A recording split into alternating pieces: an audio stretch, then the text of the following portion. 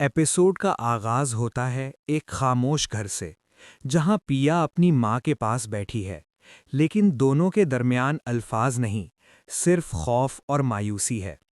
माँ की आंखों में आंसू हैं और आवाज़ कांप रही है। माँ, बेटा, इंसाफ अमीरों के लिए होता है, हम जैसे लोग सिर्फ कुर्बानी देते हैं।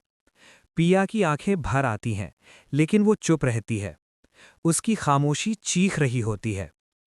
कोर्ट के बाहर वहीद और शहरियार सीरियस बात कर रहे होते हैं। वहीद, आहिस्ता, सिर्फ एक ही रास्ता बचा है।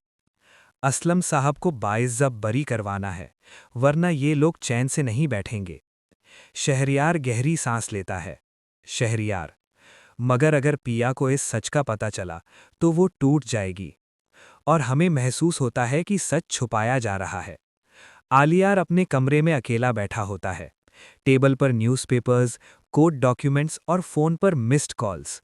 वो गुस्से में कहता है, आलियार, सब कहते रहे, मैं अंधा हूं। शायद मैं ही अपने बाप के जुर्म का बोझ उठाता रहा। उसका फोन वाइब्रेट करता है। यूएसए से टिकट कॉन्फर्मेशन। वो आंखें बंद करता है। आलियार, या तो ये शहर छोड़ दूं या फिर सच का सामना कर लूं। दूसरी तरफ सेठ दाऊद और मूसा एक अंधेरी जगह पर मिलते हैं। मूसा, गुस्से में, ये एसएचओ अब गले की हड्डी बन गया है। दाऊद, ठंडी मुस्कुराहट के साथ, तो हड्डी तोड़ दी जाती है। यहीं पर एक शौक। निसार बताता है कि संवल जिंदा रहकर सबसे बड़ा थ्रेट बन चुका है। दाऊद, उसे इश्क कमजोर बना रहा है, और कमजोरी को हम जानते हैं कैसे तोड़ते हैं।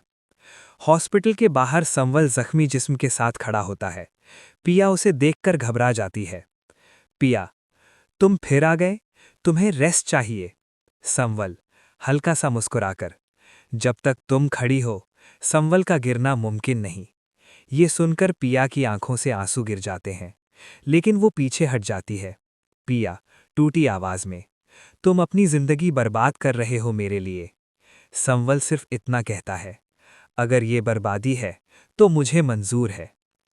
रात